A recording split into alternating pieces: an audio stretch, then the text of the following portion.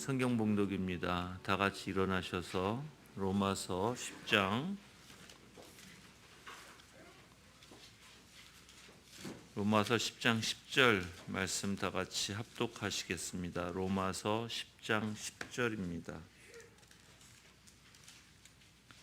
아멘. 로마서 10장 10절 말씀 다 같이 읽겠습니다. 사람이 마음으로 믿어 의에 이르고 입으로 고백하여 구원에 이른다. 아멘. 앉아주시기 바랍니다.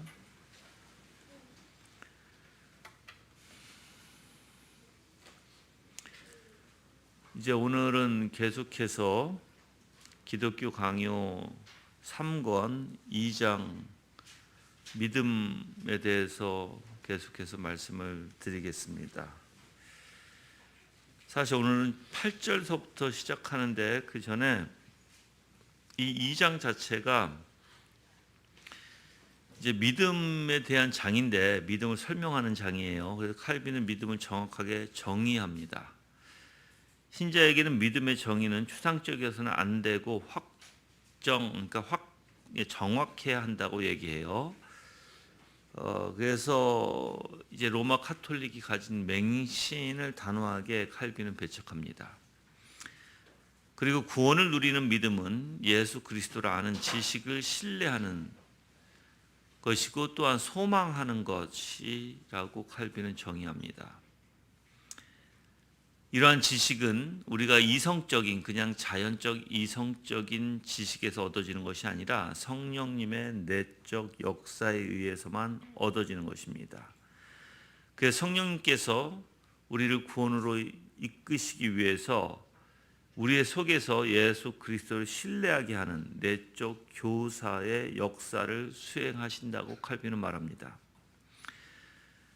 그 결과 성도는 예수 그리스도를 정보 차원에서의 지식이 아니라 그냥 어떠한 정보 차원에서 인식하는 지식이 아니라 하나님께서 그 안에서 제시하신 약속을 확신하며 소망하는 실질적 믿음으로 적극 신뢰하게 된다는 것입니다.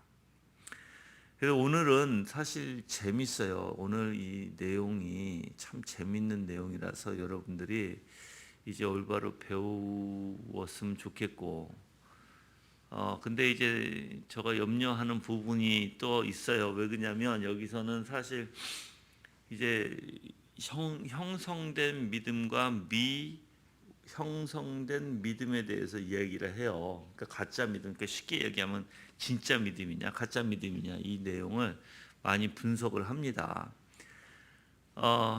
근데 그래서 저는 여러분들이 확실한 믿음이 무엇인지를 좀 알기를 바라지만 또한 여러분들이 잘못된 믿음관이 있거나 여러분들에게 그러한 열매가 없다 할지라도 낙심하지 말고 더 주님을 추구하시기를 바라요. 낙심하라고 오늘 이 설교를 드리는 게 아니라 올바른 걸 가르치고 여러분에게 그러한 열매가 부족하면 더욱더 주님을 추구하라는 거예요. 그런데 올바른 건 알아야 되잖아요.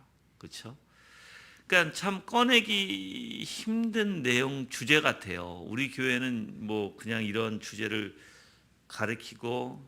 가르치면서 여러분들이 깨닫게 되는데 사실 이게 내가 만약에 다른 교회 갔다 참 설교하거나 강의하기 힘든 주제예요.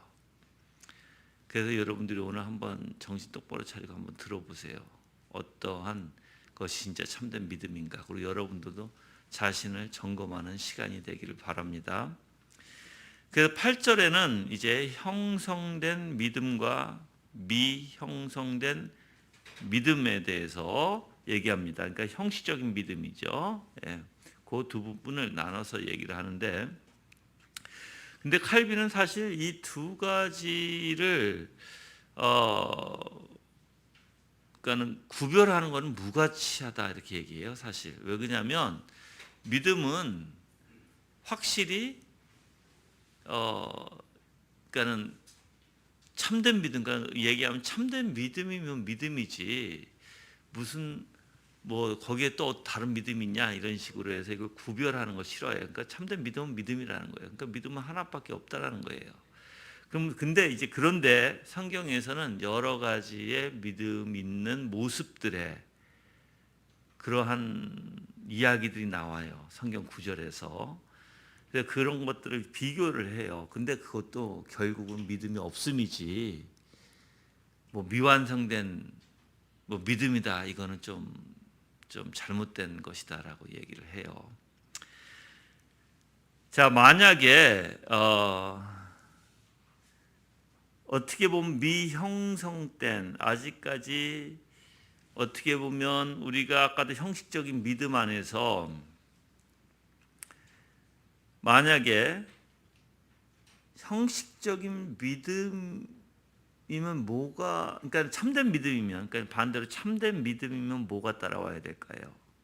바로 경외감과 경건함이 따라와야 돼요. 근데 만약에 어떤 사람들이 이러한 경외감이나 경건함을 느끼지 못하고 알지도 못하고 그런 열매도 없어요.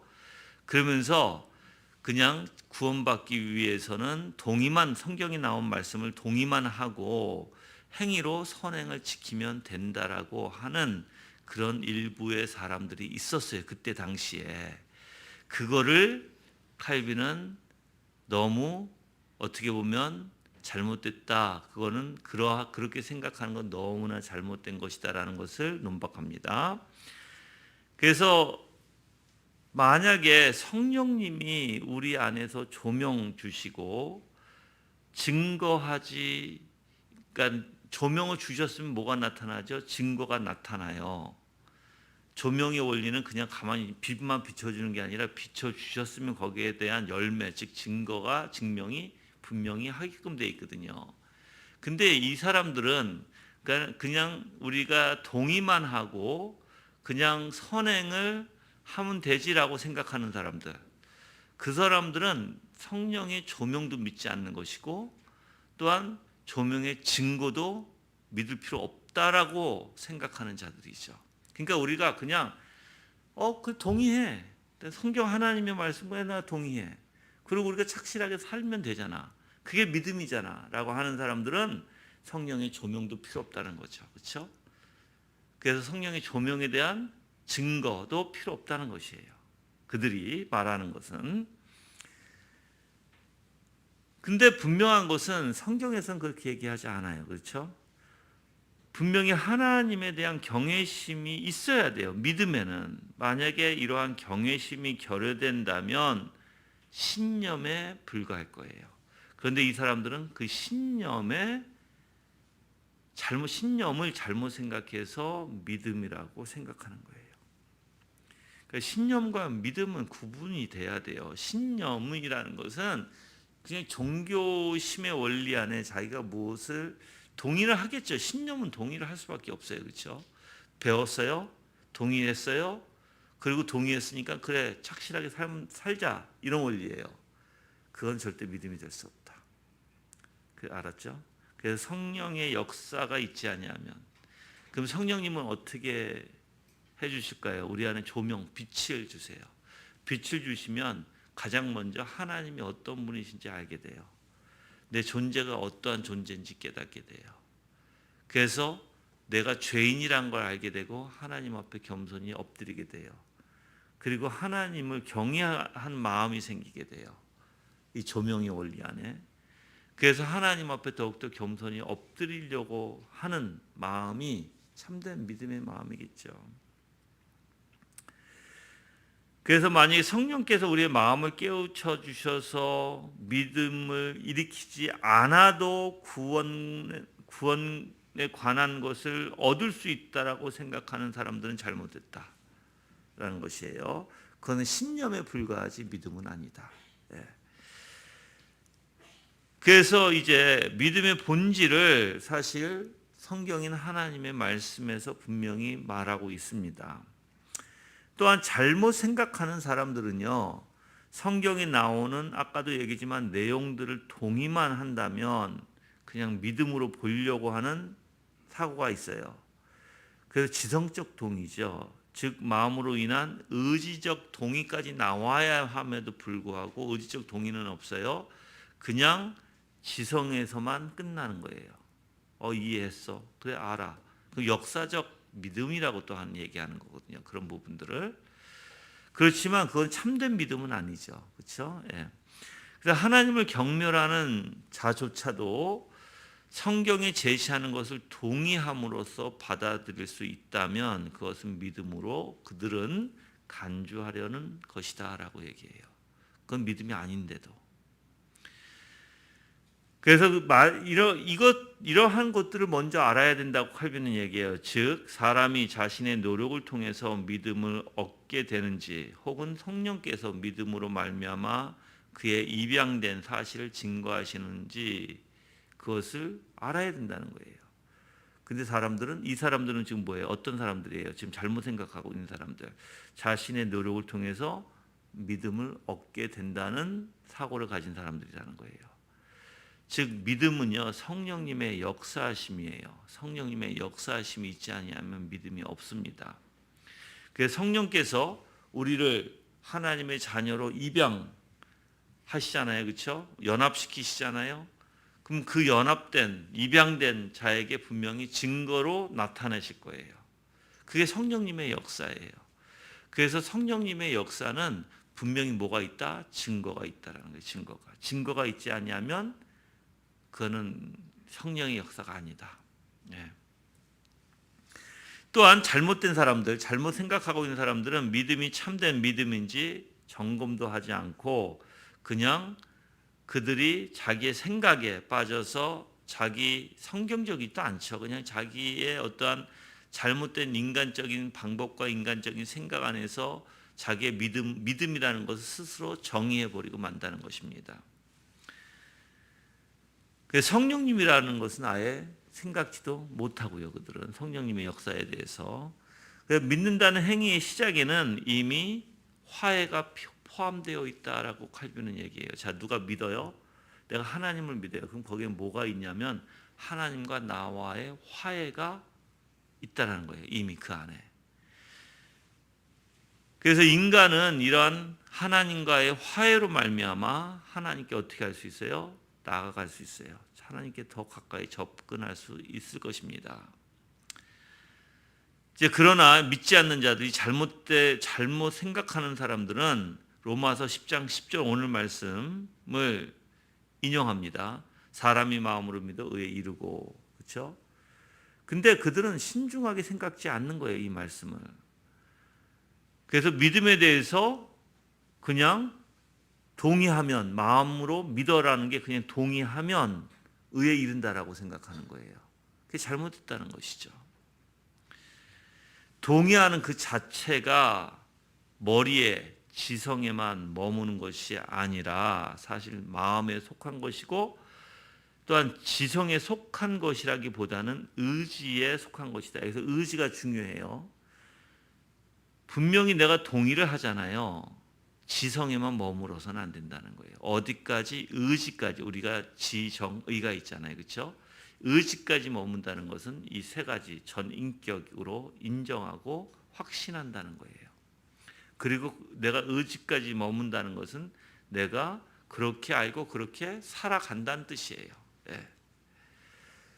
그래서 동의는 믿음의 순종이라고 불리우며 주님께서는 다른 어떤 순종보다 그런 믿음의 순종을 좋아하십니다. 그래서 믿음의 순종이 있지 않으면 우리는 사실 믿음이라 할 수 없는 거예요. 이제 이런 부분들을 좀 더 구체적으로 이제 뒤에서 얘기해 드릴게요. 이게 무엇인지 알았죠? 그리고 또한 그냥 이 잘못된 사고를 가진 사람들은 내가 동의를 했어요. 동의한 데에서 경건성을 보태면 믿음이 형성된다고 말한다라고 얘기해요. 근데 여기서는 뭐가 이제 그들의 핵심이냐면 자, 동의하고 경건성하고 분리해서 얘기하는 거예요. 동의에 야 경건성만 갖다 붙이면 되잖아 이렇게 생각하는 거예요. 근데 믿음은 이미 경건성을 포함하고 있는 거예요. 경건성과 믿음은 떨어질 수가 없는 거예요. 그러니까 왜 그들이 그럼 그렇게 말을 할까? 바로 자기가 선행을 하면 된다고 생각하니까. 믿음에 선행만 하면 되잖아. 내가 동의했으니까 선행만 하면 되잖아 라고 그들은 생각하고 있다는 거예요. 그러면 동의하는 행동조차 사실 경건성에 의존하고 있습니다. 그래서 동의하는 것이, 내가 이 믿음에는 경건성과 같이 합해졌기 때문에 이미 내가 참된 믿음의 원리에서 동의했다는 것은 경건성에 합해진 거예요. 이미. 그리고 동의에 이미 경건성이 합해진 것입니다. 동의하고 경건성하고 참된 믿음의 원리 안에서는 떨어질 수가 없는 것이라는 거죠. 그래서 하나님께서 믿음을 우리에게 제시해 주신 그대로 우리는 어떻게 해요? 수용합니다. 그래서 그리스도를 우리는 어떻게 해요? 그대로 믿게 돼요. 다시 말해서 그리스도는 의와 죄 용서뿐만 아니라 성화와 생수의 근원을 제공하시기 위한 분으로 제시되었기 때문에 성령의 성화 사역을 이해하지 못하면 아무도 그리스도를 올바르게 알 수 없음은 확실하다라고 표현해요. 그러니까 이 성령의 역사는 그냥 의와 죄 용서뿐만 아니라는 거죠. 분명히 성화, 즉 열매, 내 의지에 대한 열매가 분명히 드러난다라는 것이에요. 성화는 뭐예요? 살아가는 거예요. 내 삶이에요.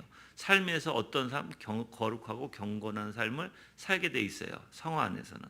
근데 성령의 역사는 그냥 의와 죄 용서뿐만 아니라는 거예요.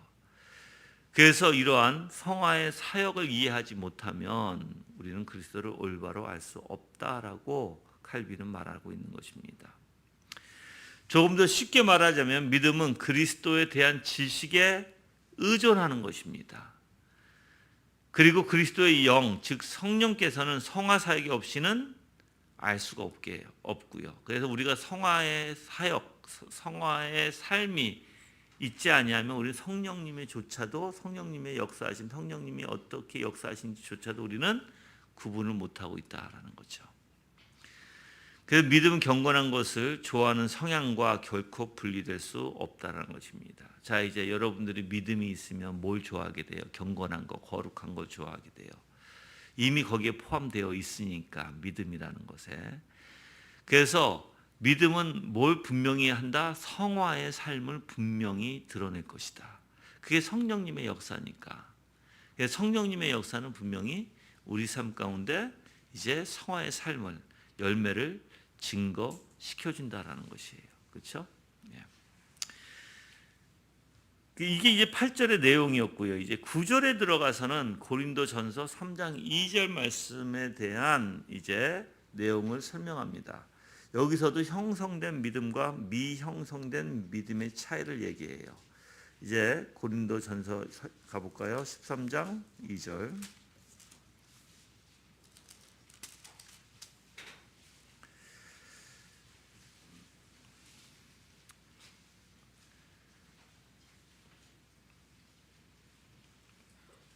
내가 예언하는 은사를 가지고 있고 모든 비밀과 모든 지식을 알고 또 산을 옮길 만한 모든 믿음을 가지고 있다 하더라도 내게 사랑이 없으면 나는 아무것도 아니다라고 하죠. 자, 여기서는 이제 뭐 간단해요. 사실 잘못 생각하는 사람들은 믿음과 사랑을 분리시킵니다. 사랑이라는 삶이 없는 거예요. 그들의 삶에. 그렇죠? 그냥 믿음만 주장하는 거예요. 믿음만 주장했다가는 뭐가 결여되는 삶을 살아요? 사랑이라는 것이 결여되는 거예요. 그렇죠? 분명히 근데 여기서는 뭐예요? 모든 믿음을 가지고 있다 하더라도 내게 사랑이 없으면 나는 아무것도 아니다 그랬어요.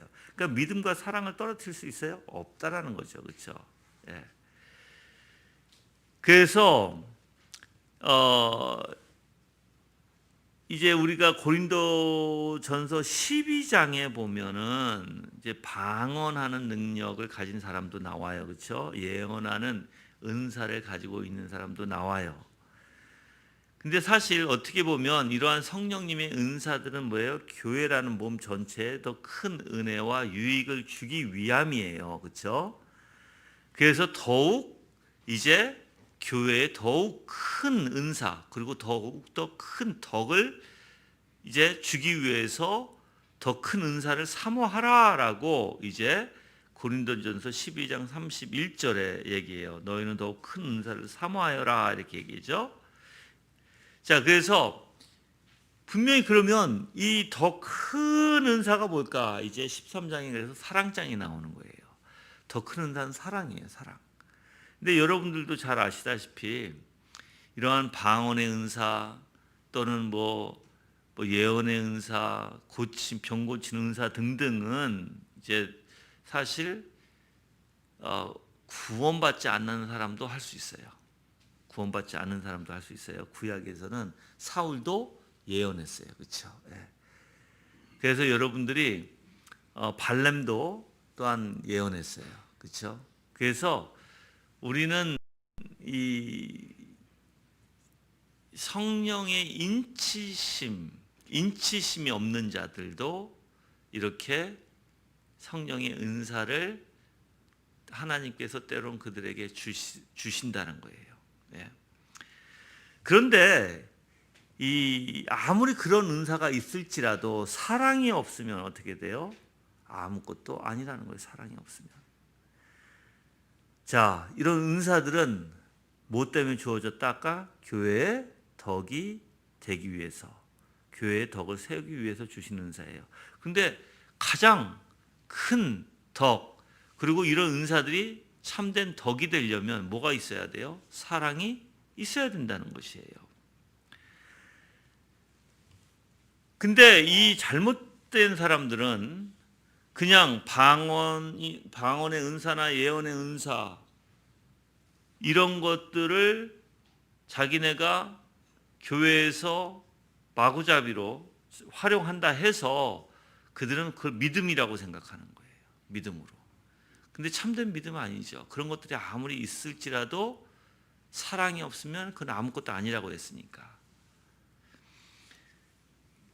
그래서 그들은 믿음과 사랑을 구분하고 그들은 오히려 더 믿음이라는 것을 사랑 없이도 할 수 있다라고 그들은 주장합니다. 그래서 또한 그들이 이제 교육적 목적 때문에 믿음의 다양한 형태들이 있다는 것을 인정합니다. 믿음의 형태들을 얘기해요. 근데 어떻게 보면 믿음은 여러분들 단 한 가지밖에 없어요. 구원하는 믿음. 그렇죠? 그래서 우리는 이 구원하는 참된 믿음을 생각할 수 있지만 그런데 성경에서는 때로는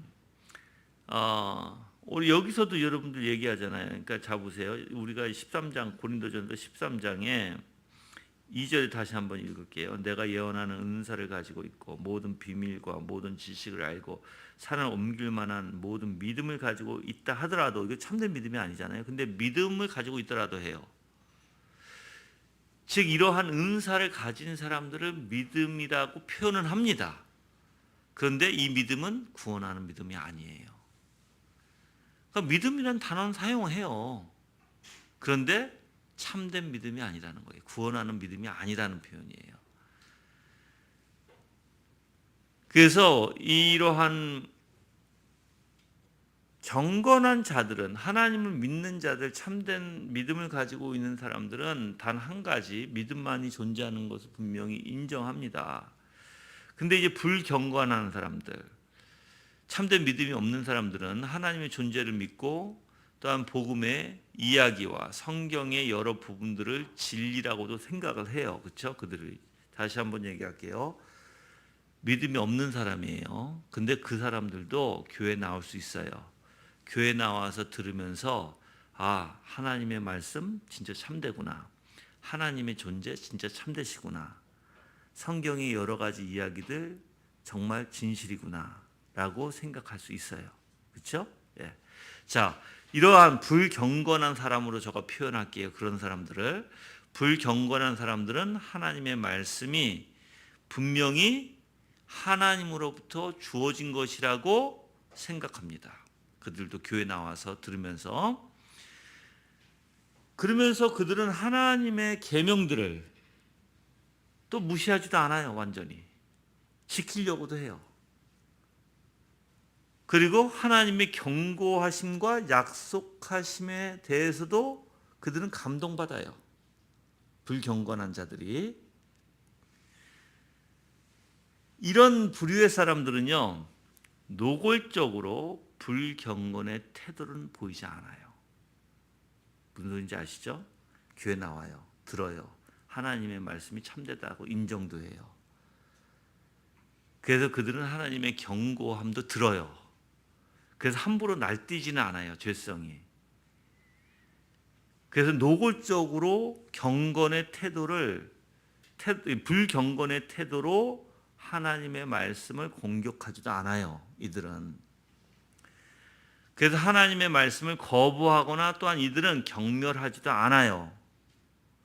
오히려 이들은 하나님의 말씀을 복종하고 있는 모양을 취합니다. 희한하게, 그렇죠? 근데 이들이 생각하는 거는요, 믿음이란 하나님의 말씀을 그냥 순종하면 믿음으로 생각하는 거예요. 내가 열심히 살고 내가 열심히 하나님을 믿으려고 하고 그리고 내가 열심히 선행을 하면, 그러니까 하나님의 말씀에 순종하면 나는 믿음 있는 자야 라고 생각한다는 거예요. 근데 칼빈은 이건 절대 잘못된 적용이다 얘기해요. 잘못된 거다 이거. 근데 애매하죠 지금. 이 애매한 게, 아니 교회 나왔어요? 들어요? 인지해요? 하나님도 인식해요? 그가 인정한다는 거. 하나님도 인정하고 하나님 말씀도 분명히 하나님이 주어주신 말씀이야. 이야기에 있는 모든 것도 듣고 그러니까 참된 진리야 라고 생각도 해요. 그래서 하나님께서 경고 주신 것도 그는 안 하려고 해요. 그러면서 그들은 열심히 살아가요. 그러니까 하나님의 말씀을 공격하지도 않고 말씀에 거부나 경멸하지도 않아요. 그리고 하나님의 말씀에 복종하는 원리를 따라요. 그들은. 그러면 이제 제3자가 봤을 때 믿음 있는 사람이죠. 그렇죠? 자, 이제 여러분들이 이제 칼빈이 그래서 조금씩 여러분들을 이제 끌고 들어가요. 어디로 들어가냐면 이제 성경에 나와 있는 예화를 들어요. 10절에 들어가서는 미형성된 믿음이란 그냥 환영에 불과하다, 환상에 불과하다. 분명히 그러면 미형성된, 미완성된 믿음이 있다라는 거예요. 교회 안에. 그래서 사실 이러한 미완성된 믿음은요, 사실 믿음이라고 부를 수가 없어요. 구원하는 믿음, 그렇죠? 참된, 우리가 얘기하는 참된 믿음이라고 부를 수가 없어요. 자, 그런데 성경에서 어떤 내용을 가지고 이야기하냐면 바로 마술사 시몬이란 사람의 이야기를 가지고 칼빈은 설명합니다. 사도행전 가볼까요? 8장 13절.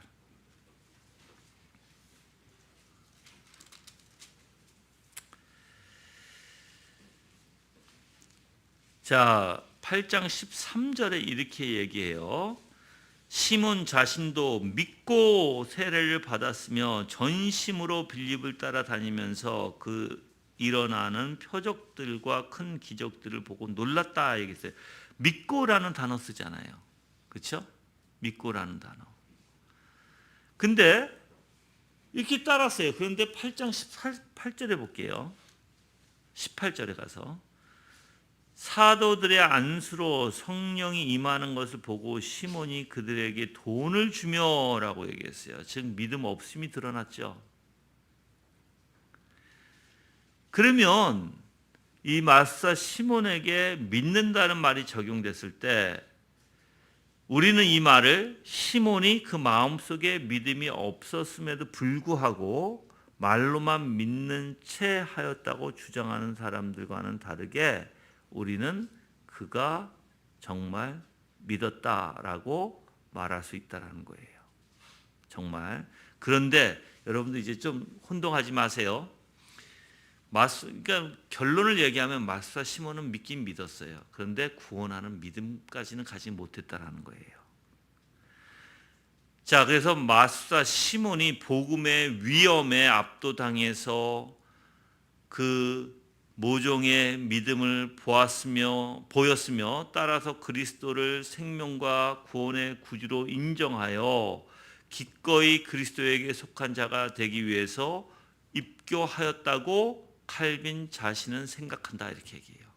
지금 뭐예요? 어떻게 했어요? 마수와 시몬이 복음의 위험에 압도당했어요. 그리고 그래서 모종의 믿음을 보였어요. 그리고 믿는 모습을 취했다라는 거예요. 그리고 그리스도의 생명과 구원의 주로 인정도 했습니다. 그리고 기꺼이 그리스도에게 속한 자가 되기 위해서 교회에 입교도 했어요. 왜 그러냐면 생각해 보세요. 그때 마술사 시몬은 마술을 점치는 일을 통해서 돈을 많이 벌었던 사람이에요. 돈을 많이 버는 것도 딱 잘라버리고 마술하는 일도 그만두고 바로 이 복음에 따랐어요. 그래서 전심으로 따랐어요. 그가 그래서 성경에는 믿고라는 단어를 쓴 거예요, 그에게. 근데 아까도 얘기했지만 이 믿고는 참된 구원하는 믿음과 다른 거예요. 그럼 분명히 교회 안에서도 이런 믿음이 있겠죠. 참된 구원하는 믿음보다는 그냥 미완성된 믿음이라고 표현할게요. 미완성된 믿음이 있을 수 있죠. 근데 옆에서 사람들이 보면 그 믿음은 어떤 믿음이에요? 참된 믿음이구나 라고 생각할 수도 있죠. 있어요. 예. 누가복음에서도 8장 가볼까요? 8장 13절 누가복음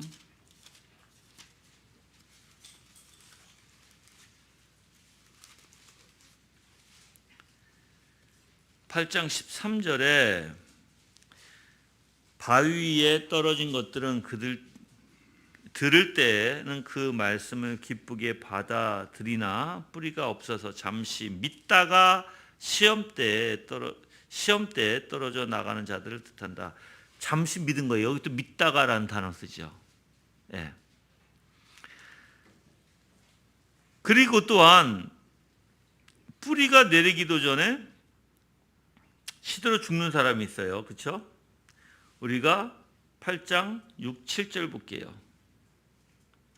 또 다른 것들은 바위 위에 떨어지니 싹이 났다가 습기가 없어서 말라버렸다. 또 다른 것들은 가시덤불 가운데 떨어지니 가시덤불이 함께 자라서 그것의 기운을 막았다. 이렇게 되죠. 그렇죠? 자, 그래서 뿌리가 내리기도 전에 시들고 죽어버리는 자들이 있다는 것입니다. 자, 그러면 이런 사람들은 어떤 사람일까요? 말씀에 약간 맛을 본 사람들이에요. 자극을 받은 사람들이에요. 또 그래서 자극을 받았기 때문에 말씀을 움켜쥐기도 합니다. 이들은. 그리고 말씀의 거룩한 힘을 또한 그들은 분명히 느끼기도 합니다. 예. 그리고 그들은 다른 사람들의 눈에는 마치 믿는 사람처럼 보이게도 합니다. 그렇게 보여져요. 심지어 자기 자신도 자기는 믿음의 사람이라고 생각합니다. 심지어. 굉장히 무서운 말이에요.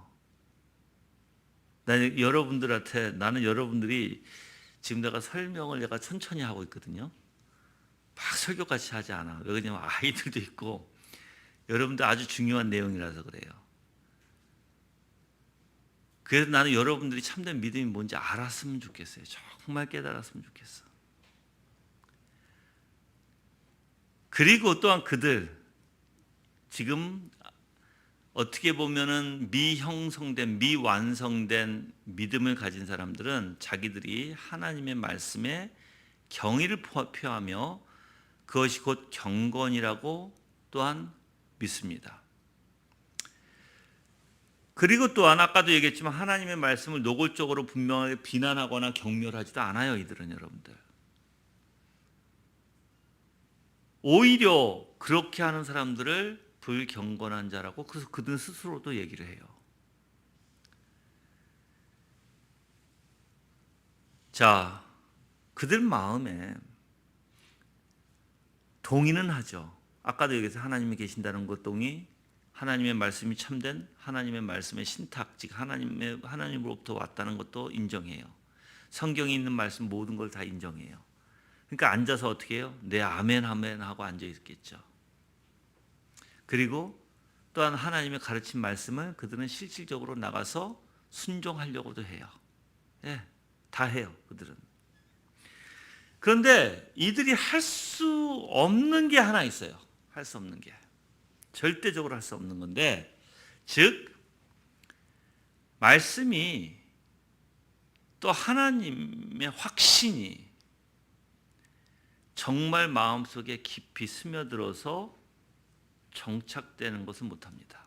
그게 무슨 뜻인지 내가 천천히 더 설명해 드릴게요. 그냥 내가 쭉 설명해 내려가면 그렇게 알아요, 여러분들. 그래서 때때로는 자기가 뿌리가 내린 것처럼 보이기도 해요. 뿌리가 내린 사람, 즉 믿음 있는 사람처럼 보이기도 한다는 거예요, 구원에. 근데 절대로 뿌리가 살아있는 것이 아니에요, 그들에게는.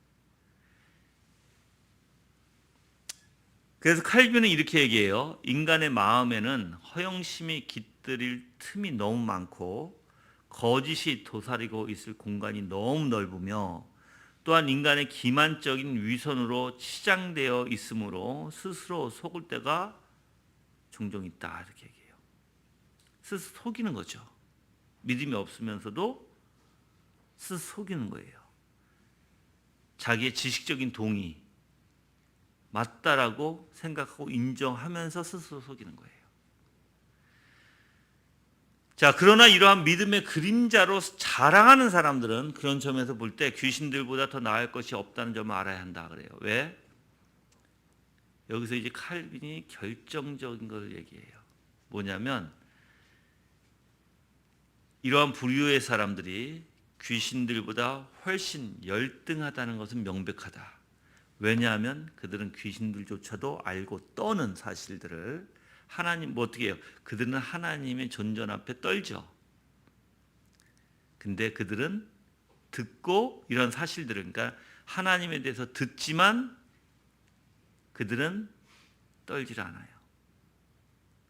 자기 죄로 인해서 하나님 앞에 정말 가슴이 철렁 내려앉고 떨면서 주님 앞에 겸손함으로 나가지는 못한다는 거예요. 그러니까 귀신보다 못하다는 거예요. 못하다. 귀신보다. 귀신은 하나님이 계신 줄 알고 하나님의 말씀을 들으면 그들은 떤다. 근데 믿음이 있다라고 하지만 이상하게 하나님의 존재에 대해서 내가 떨질 않아.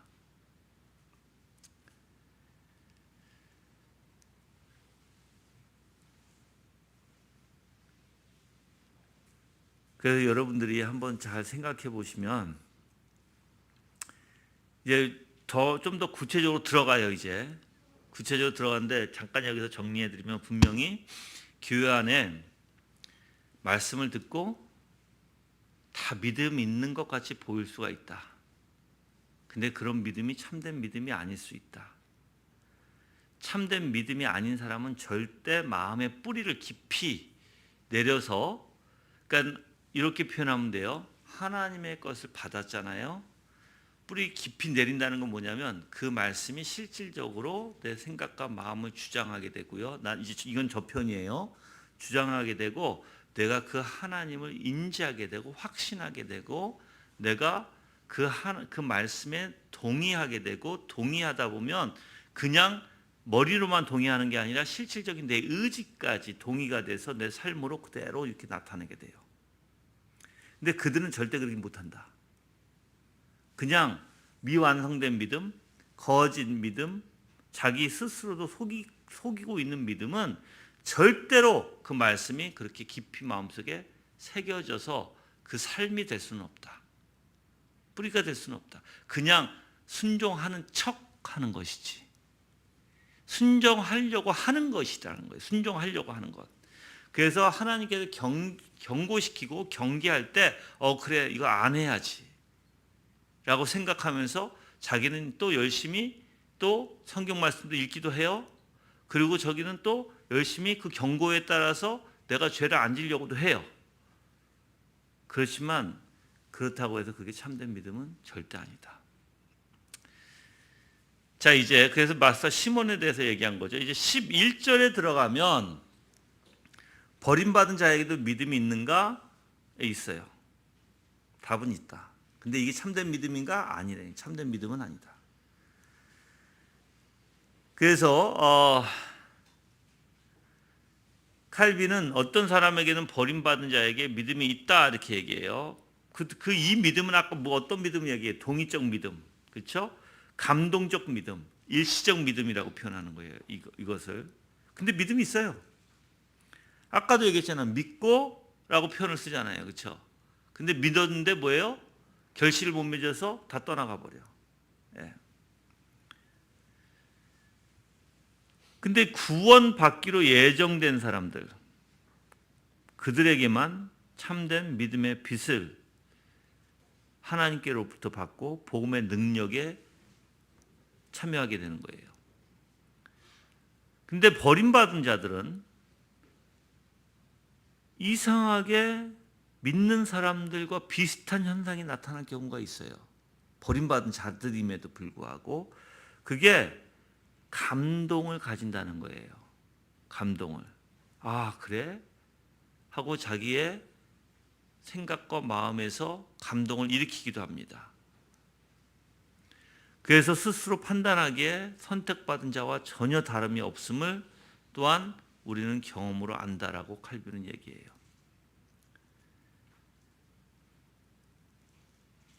또한 사도가 이제 히브리서 6장에 나온 거죠. 여러분들 한번 히브리서 6장 가볼까요? 히브리서 6장 4절에서 6절이에요.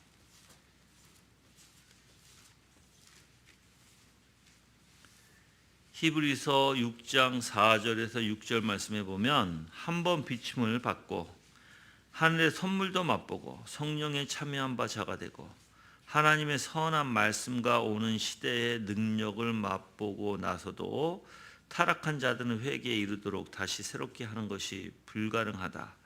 이는 그들이 스스로 하나님의 아들을 다시 십자가에 못 박고 공개적으로 그분을 욕되게 하기 때문이다 라고 얘기합니다. 그래서 그리스도께서 일시적인 믿음에 대해서 분명히 또한 언급해요. 그렇죠? 우리가 다시 한번 가볼게요. 아까도 읽었잖아요. 한번 그러니까 잠시 기쁨으로 받는다고 얘기했잖아요. 그렇죠? 돌밭에 뿌려진 씨앗 이야기를 하면서 가시밭에 뿌려진 씨앗. 그래서 일시적인 믿음에 대해서 분명히 아까도 우리가 읽었어요. 누가복음 8장 13절에서 이러한 일시적인 믿음, 불경건한 자들은 영적 은혜의 의미를 확실하게 포착하고 믿음의 확실한 빛을 굳게 붙잡기 때문에가 아니라 주님께서 그들에게 죄를 더욱더 명백하게 하고 그들이 변명할 수 없게 하시려고 양자의 영은 주시지는 않지만 그 선하심은 맛보게 하신다는 거예요. 어느 정도로. 그러니까 어느 정도까지 그 선하심에 맛보게 하지만 그 맛보게 하시는 이유는 분명히 그들의 죄를 더욱더 명백하게 하기 위함이다라는 거예요. 근데 그래서 여러분들이 어떻게 보면 정말 내가 믿음이 있는 자인가 참 성경적으로 자기 자신을 돌이켜 봐야 되겠죠.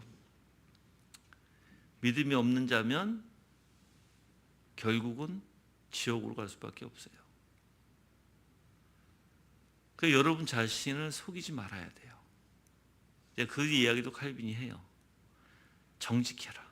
속이지 마라. 그래서 여러분들 이제 좀 이따 칼빈이 참된 믿음이 무엇인지 얘기를 해요. 그걸 내가 얘기해 드릴 거예요. 그것을 기준을 두고 여러분 한번 점검해 보세요. 그리고 거짓말하지 마시고 속이지 마시고 냉철하게 한번 자기 자신을 보세요. 그래서 내가 만약에 믿음이 없음이 드러나면 구하세요.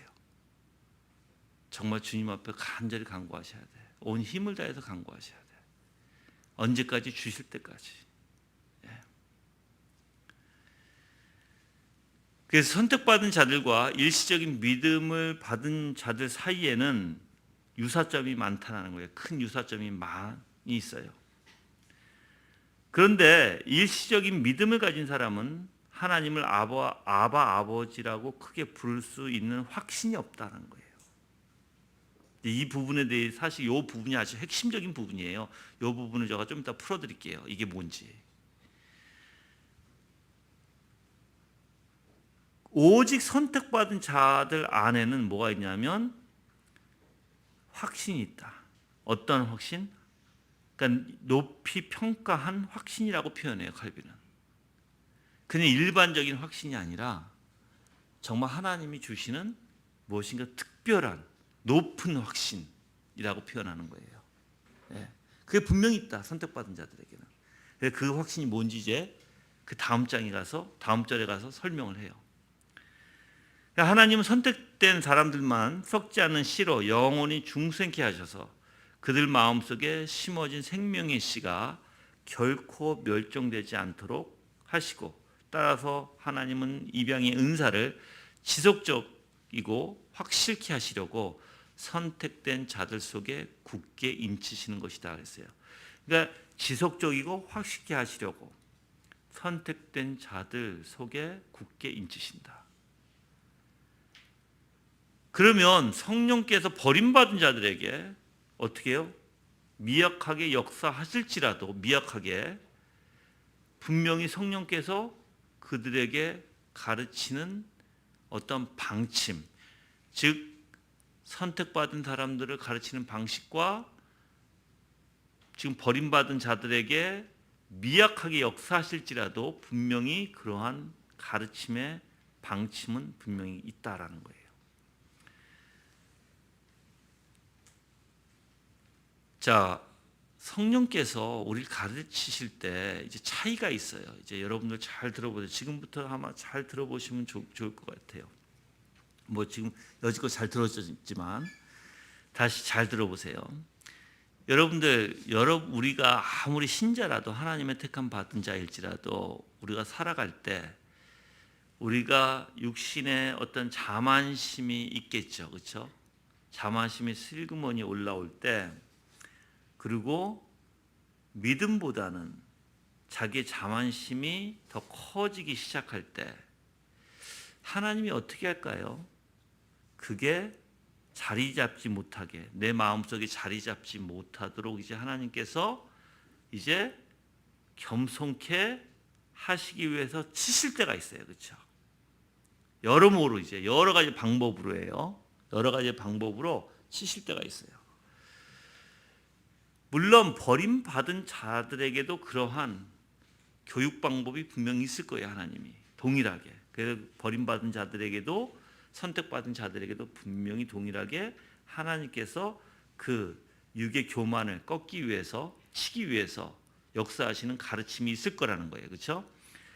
그런데 버림받은 자들에게는 분명히 은혜에 대한 인식은 합니다.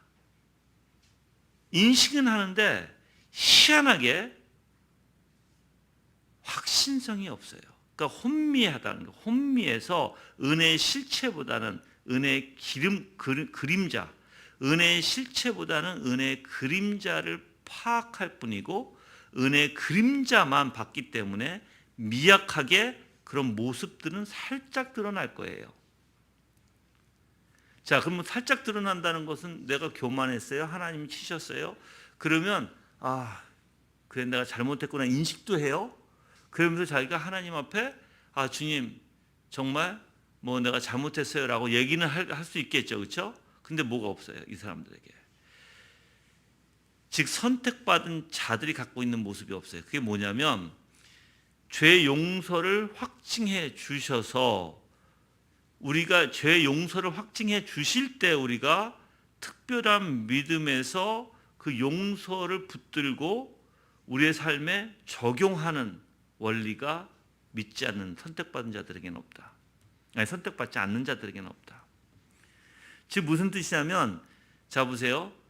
내 죄를 깨달았어요. 그래서 나를 굽히실 때 나는 내 죄만 깨닫는 게 아니라 나를 용서해 주신 것도 깨닫게 되고요. 선택받은 자들은 또 용서의 확신을 갖게 되고, 그래서 그러한 특별한 믿음으로 그 용서를 내 삶에 이제 적용시켜요. 그럼 어떤 삶이 되겠어요? 겸손하겠죠? 함부로 나서지 않겠죠? 그러한 죄에 대해서 굉장히 민감해지겠죠? 그래서 하나님께서 용서해 주심에 대한 감사가 일어나고요. 감격적인 삶을 살게 되는 거예요. 근데 믿지 않는 자들은, 선택받지 못한 자들은 그게 없는 거예요. 그냥 그림자만 잠깐 비칠 뿐이고, 그림자에 잠깐 본인이 행동할 뿐이에요. 그래서 버림받은 자들이 하나님은 그들에게 자비로운 분이라는 것을 믿는다고 말하는 것은 분명히 옳다라는 거예요. 버림받은 자들도 하나님은 자비로우신 분이라는 말을 한다는 거예요. 왜냐하면 그들도 비록 혼미하고 불분명하지만 화해의 선물을 받았기 때문이다 그래요. 혼미해요. 불분명해요. 그림자만 비춰서 어렴풋이 알 뿐이에요. 그렇지만 하나님은 자비로워라고 그들은 분명히 인정하고 있다는 거예요. 또한 그들은, 버림받은 자들은 하나님의 자녀들과 더불어서 동일한 믿음 내지는 중생에 참여하고 있다는 말이 아닙니다. 그렇죠? 그렇게 알지라도 절대 중생에 참여 있다고 하는 말이 아니라, 그들이 이제 위선의 가면을 쓰고 있으므로, 이건 칼빈이 얘기하는 거 그대로 읽어드릴게요. 그들이 위선의 가면을 쓰고 있으므로 하나님의 자녀들과 동일한 믿음의 초기 단계를 경험한 듯하기 때문에 그러하다, 이렇게 얘기해요. 아까도 얘기했지만 그림자같이 희미해요. 그리고 믿음의 초기 단계를 경험하는 정도에 불과하지만 그건 중생이 아니다. 또한 그들이 하나님의 은혜를 인식할 정도로 마음에 조명을 주신다는 거예요. 하나님의 은혜를 인식할 정도까지 또한 그들의 마음에 조명을 주신다. 그러나 하나님께서는 이러한 인식과 선택된 자들에게만 주시는 증거를 구별하기 때문에 버림받은 자들은 충분한 결과와 결실에 이르지 못한다 했어요.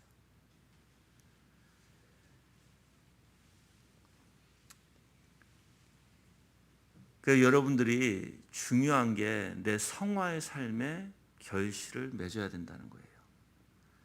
성령께서 증거해 주는 성화의 삶의 결실을 맺지 않으면 안 된다. 그래서 하나님께서는 버림받은 자들을 진실로 죽음으로부터 구출하고 자신의 보호 아래 받아주시는 정도까지 자신의 자비를 그들에게 보이시지 않고 당분간만 나타내신다. 그러니까 당분간만 버림받은 자들에게는 완전히 그를 끌어안는 게 아니라 살짝만 보여주신다는 거예요. 살짝만. 그리고 당분간만 보여주신다. 그래서 하나님께서는 자신이 선택한 사람들만 살아있는 신앙의 뿌리를 가질 자격이 있다고 간주하셔서 끝까지 견딜 수 있게 하신다. 누가? 선택받은 사람들에게는 끝까지 견딜 수 있는 그걸 주신다는 거예요. 네.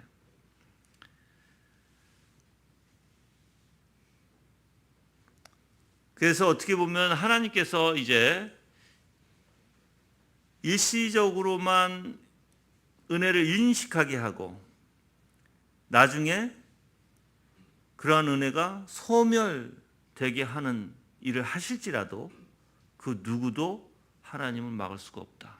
하나님 앞에 그 누구도 질문할 수 없다는 거예요. 하나님의 주권에 있다. 칼빈은 그렇게 표현합니다. 이제 여기까지 얘기하면 여러분들도 그럼 도대체 누가 믿는 사람이야? 라고 얘기하겠죠. 진짜 그럼 믿음이 뭐야? 그렇죠? 이제 믿음에 대해서 얘기할게요. 참된 믿음이 뭔지.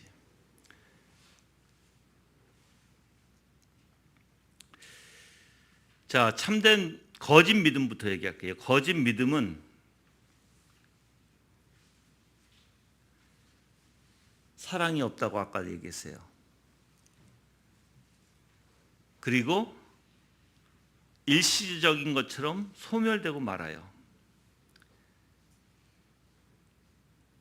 하나님의 자비를 아는 것, 그리고 그 하나님이 나의 아버지라는 것을 확신하는 것, 이게 참된 믿음의 원리인데, 이런 인식은 버림받은 자들에게 또는 택함받은 자들에게 있을 수 있어요. 인식만큼은. 그렇죠? 인식만큼은. 그래서 비슷하다 그래요. 비슷하다. 둘 다 비슷하다. 인식의 원리에서는.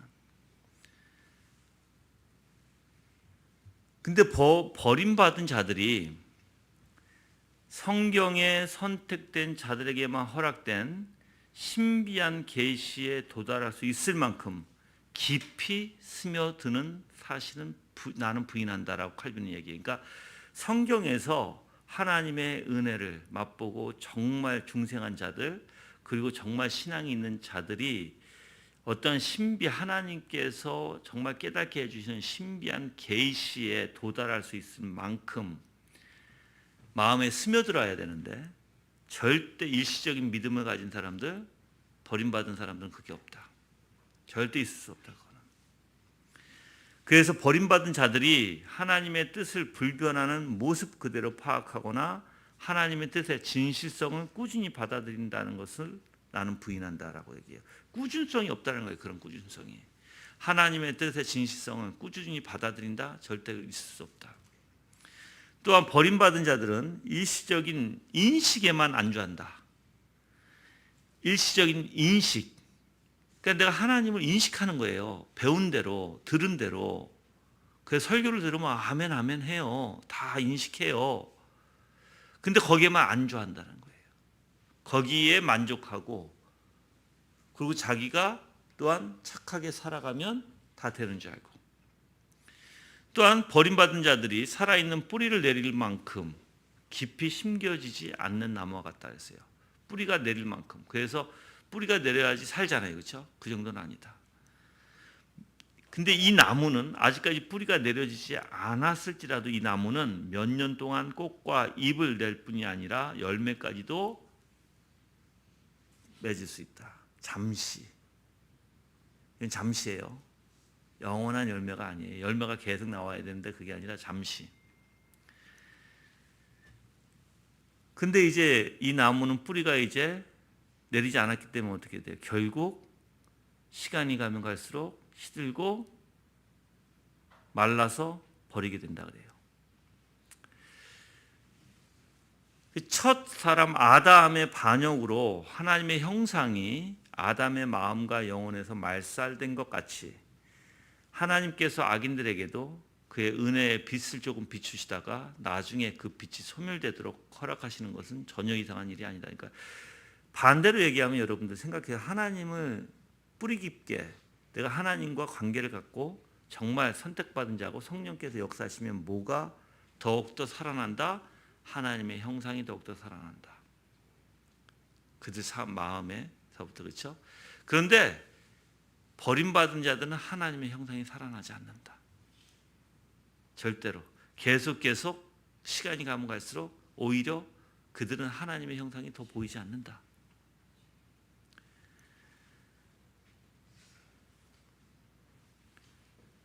그래서 이러한 어떤 사람에게 그러니까 택함받지 못한 자, 버림받은 자들에게 복음에 대한 지식을 약간 감동시켜요. 약간.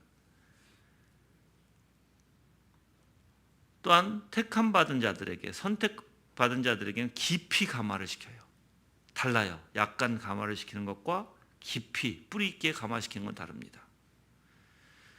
그래서 칼빈은 이런 것을 이제 다음 사실을 우리가 알아야 된다고 하는데, 그 선택받은 자들의 믿음이 아무리 부족하고 약할지라도 하나님의 성령께서는 여전히 그들을 위해서 그들이 양자로 받아들여지는 사실을 확실히 보증하시고 인쳐주시기 때문에 그분이 새겨주신 흔적은 그들의 마음에서 결코 지워질 수 없지만 이제 사악한 자들, 즉 택함받지 못한 자들, 버림받은 자들에는 빛은 비칠 수 있어요. 약간 그렇죠? 그렇지만 분명히 소멸되고 만다는 거예요. 그러니까 이러한 사실을 여러분들이 한번 생각해 보시면 이렇게 생각해 봤으면 좋겠어요. 제일 중요한 거는 이제 끝까지 견디는 자, 끝까지 내가 하나님 믿고 의지하고 살아가는 건데, 그럼 끝까지 어떻게 견디느냐? 하나님의 형상으로 그 삶이 살아져야 되는 거예요. 그 열매가. 그래서 하나님께서 그들의 마음에 하나님에 대한 깨달음을 넣어주시고 확신을, 그렇죠? 그런 확신이 점점 내 마음속에 확신이 되어질 때 그 확신은 하나님의 형상으로 나를 화하게 만들어요. 그 확신이 뭔데요? 바로 하나님의 영광이거든요. 그래서 악인들도, 이제 버려진 자들도 때때로 하나님의 은혜를 인식하고 감동도 받습니다. 그렇죠? 그래서 성경의 가르침과 일상 경험으로 볼 때 분명히 어떻게 하면, 그러니까 사랑도 할 수 있어요. 사랑도 할 수 있어요. 갈망도 할 수 있어요. 근데 희한하게 이들은요, 차이가 있는 게 뭐냐면, 하나님의 사람들은요, 그냥 자연스럽게 갈망하게 되고 자연스럽게 사랑하게 되거든요. 근데 선택받지 않은 사람들은 그런 설교를 듣잖아요. 그러면 애써 불러일으켜야 된다라고 칼빈이 얘기해요. 애써서 불러일으켜야 된다. 애써서 그렇게 생각하고 애써서 그렇게 하려고 해야 된다는 거예요. 다르다는 거예요. 그게. 택함 받은 자들은 자연스럽게 사랑하게 되고 자연스럽게 이 갈망이 일어나는데, 반면에 그렇지 못한 자들은 마음속에 애써서 불러 일으켜져야만 한다. 칼빈이 얘기해요. 그래서 사울을 얘기해요. 사울도 한때는 하나님을 사랑하려는 경건한 충동이 들끓었다라고 얘기해요. 그래서 사울은 하나님의 선하심을 즐거워하고 거기에 마음을 뺏기기도 했다 그래요. 그러나 그가 가지지 못한 건 뭐예요? 바로 하나님을 자기 아버지의 사랑, 즉 그 확신, 아버지에 대한 확신, 그러니까 그 하나님을 관계 안에서 아버지로서의 사랑에 대한 확신이 그 안에는 없었다라고 얘기합니다. 그 버림받은 자들에게는 깊이 뿌리를 내리지 못한다는 거예요. 그래서 아들로서 하나님의 사랑에 완전히 보답하지 못하고 그냥 고용인처럼 행동한다. 아들과 고용인은 다르죠. 그래서 아까도 얘기했어요. 아까도 애써 불러일으키는 것은 고용인의 원리고, 자연스럽게 사랑과 갈망이 일어나는 것은 그는 하나님이 주시는 자녀들의 모습이고,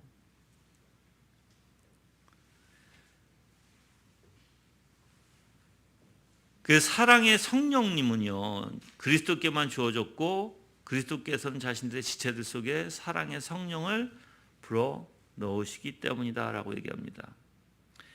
그 로마서 5장 5절에 보면, 로마서 5장 5절에 볼게요.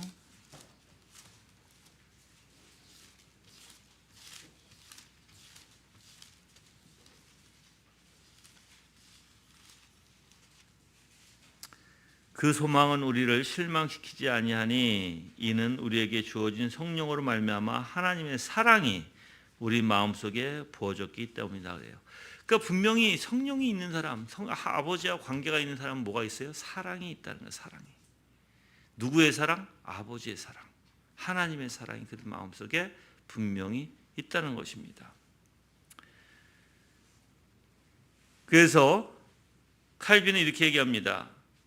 이 확신을 낳는 사랑, 곧 우리가 그분을 부를 수 있는 담대함을 낳는 사랑이다라고 얘기해요. 그래서 하나님께서 자기 자녀들을 계속 사랑하시면서도 놀랍게도 택자들에게 또한 노하세요. 왜 그래요? 그러니까 사랑하시는데 또 노하셔. 이게 하나님이라는 거예요. 그 이유는 뭐냐면 이것이 하나님이 택자들을 미워하는 태도를 취하실 때문이 아니라 택자들의 육적 오만을 낮추고 나태함을 고치며 회개시키기 위해서 자신의 분노를 택자들로 느끼게 해서 놀라게 하시기 때문이다 그랬어요.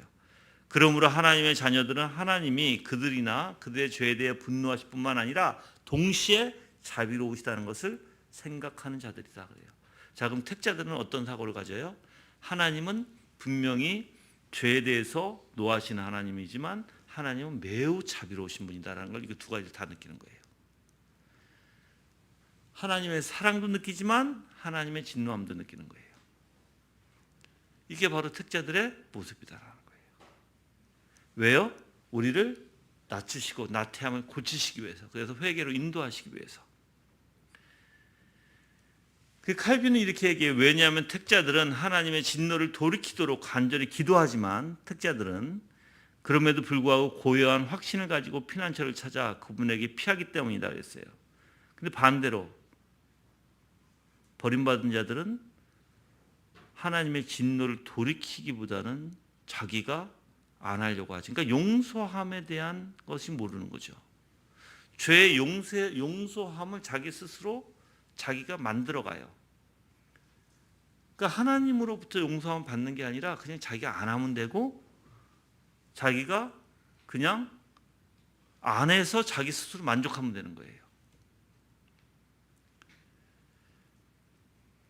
그래서 불택자들은 갑작스런 열성의 충동에 휩쓸릴 때 그릇된 견해로 인해 자신을 기만한다.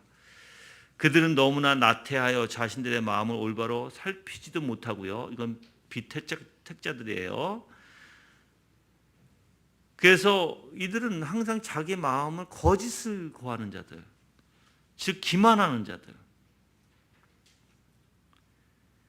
그래서 요한복음에 따르면 그리스도를 믿었지만 그리스도께서 친히 사람을 아심으로 또 친히 사람의 속에 있는 것을 아심으로 그의 몸을 의탁하지 아니하신 자들이 바로 그러한 자들이다라고 얘기해요.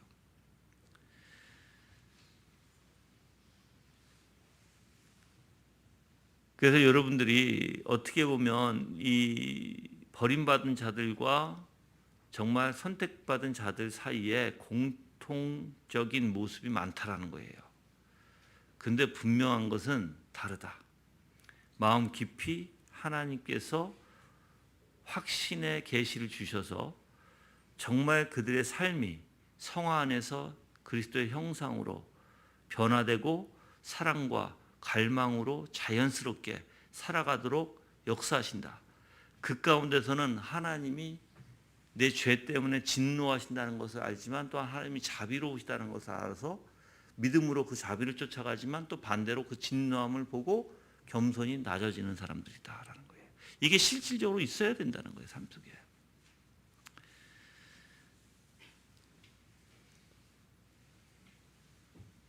그래서 바울이 이제 디도서 1장 1절에 선택받은 자들에게만 믿음이 있다라고 본다는 것입니다. 많은 이들의 믿음이 살아있는 뿌리를 가지지 못하고 있고요. 그래서 결국은 소멸하고 말 것이라는 것입니다. 그래서 마태복음 15장 13절에서 내 천부께서 심지 아니하는 것은 뽑힐 것이다 라고 표현하시죠. 어떤 사람들은 정말 믿음이 없음에도 불구하고 하나님과 사람들을 조롱하는 사람들이 있다는 거예요. 거짓말 가운데, 기만 가운데. 그래서 우리가 이제 야고보서 2장 14절에서 26절에 보면 믿음과 뭐예요? 행위의 원리에 나와요. 그 믿음은 뭐가 분명히 동반된다? 그 삶이 동반된다. 근데 그렇게 삶이 동반되지 않는데도 믿음이라고 추구하는 자들이 있다는 거예요. 믿음을. 그래서 그거에 대한 비난이 야고보서 2장 14절에서 26절에 나오는 것입니다. 그 자기에게 믿음이 없음에도 불구하고 뻔뻔스럽게 자랑하고 헛한 거칠애로 다른 사람들을 속이거나 심지어 자기 자신까지도 기만할 때가 있기 때문에 바울은 하나님의 자녀들에게 거짓 없는 믿음을 요구하셨다라고 얘기하는 거예요. 그래서 여러분들 저는 그래서 여러분들이 한번 정직했으면 좋겠다. 이렇게 여러분들이 정직하게 여러분 자신 한번 돌아보세요. 그러면 부족하면 하나님 앞에 구하세요. 이제 문제는 내가 내 자신을 기만하고 있고 내 자신도 거짓으로, 내가 믿음 있는 양, 그렇다고 해서 믿음이 안 생겨요, 여러분들. 오히려 하나님 앞에 정직하게 무릎 꿇고 하나님을 인정하고 하나님 앞에 구하는 자가 진짜 참된 믿음을 가질 수 있는 자일 거예요. 그래서 바울은 선한 양심을 가리켜 믿음을 보관하는 쾌에 비유하고 있죠. 그래서 많은 사람들이 이러한 선한 양심을 버림으로써 믿음의 관해는 파산하였다라고 얘기하는 것이라는 것입니다.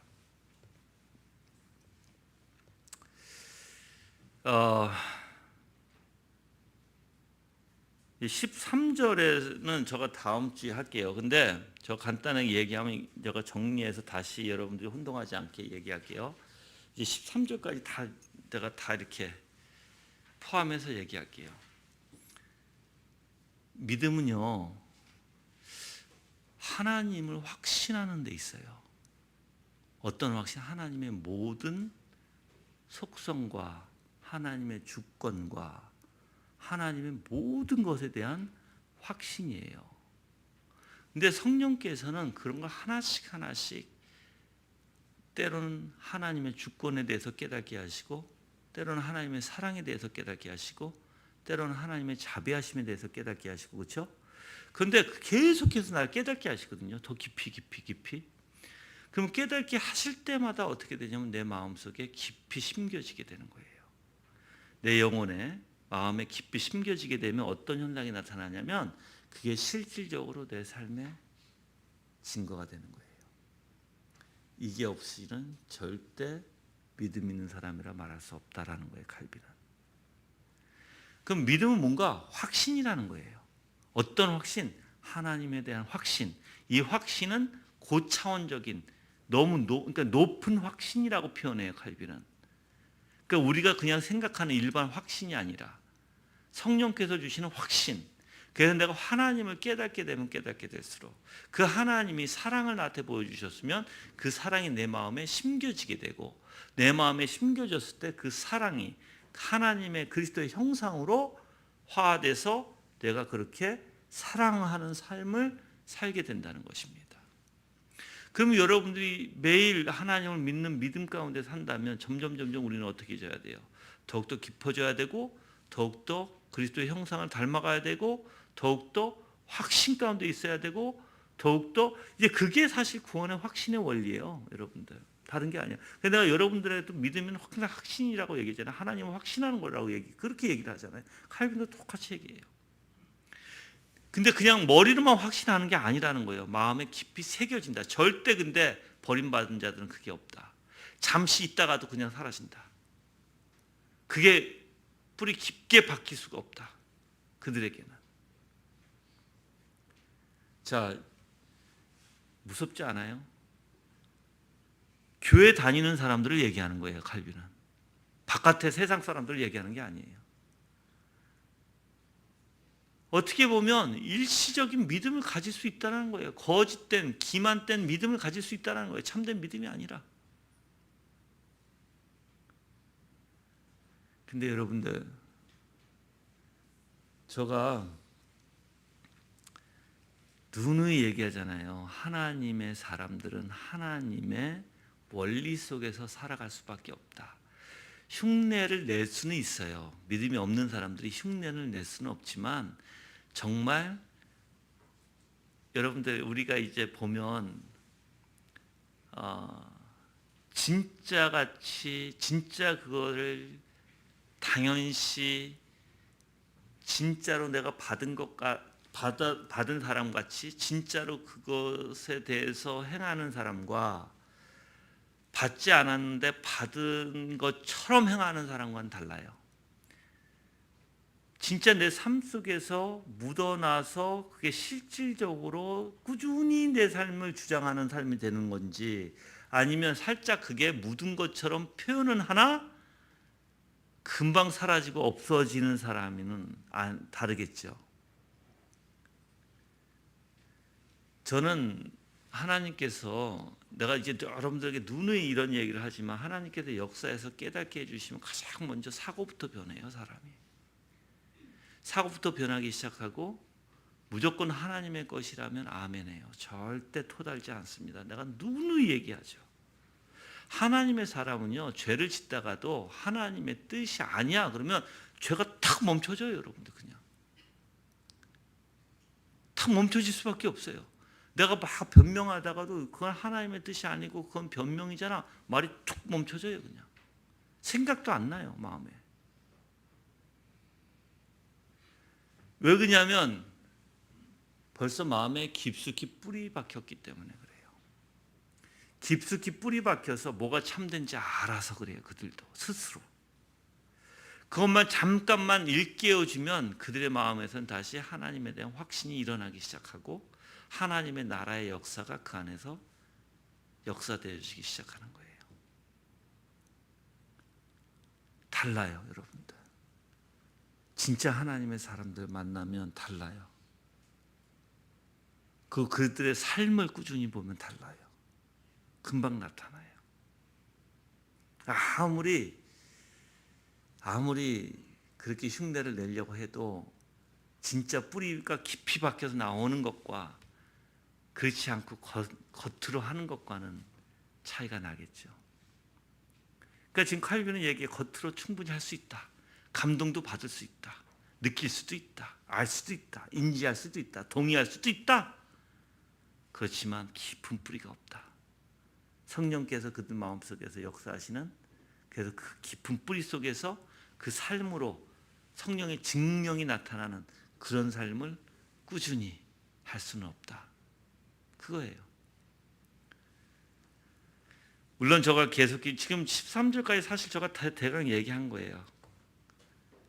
그래서 여러분들이 과연 하나님을 얼마나 확신해서 확신한 것이 내 삶에 얼마나 적용되어져서 나타나는지 그리고 그 하나님의 확신이 나에게 성품으로 내 성품으로 화하되고 있는지 그리스도의 형상으로 화하되고 있는지 보세요. 그냥 우리는 세상 사람들은요 지식으로 배웠어요. 배우고 내가 순종하고 아까도 얘기한 칼빈이 지식으로 배웠어요. 인지했어요. 동의했어요. 아 저건 잘못됐고 인지해요. 요거는 옳고 인지해요. 그래서 내가 옳은 것을 순종할 수도 있어요. 그렇다고 그건 믿음이 아니다. 절대 그게 믿음이 될 수 없다. 그래서 저는 여러분들이 사실 칼빈이 청교도가 이미 이런 얘기를 다 했죠. 청교도가 다 얘기했지만 청교도는 칼빈에서 분명히 배웠고요. 칼빈을 통해서 또한 칼빈의 그 사고를 가지고 더욱더 넓게 깊게 묵상하면서 만들었던 사람들이 청교도 사람들이었어요.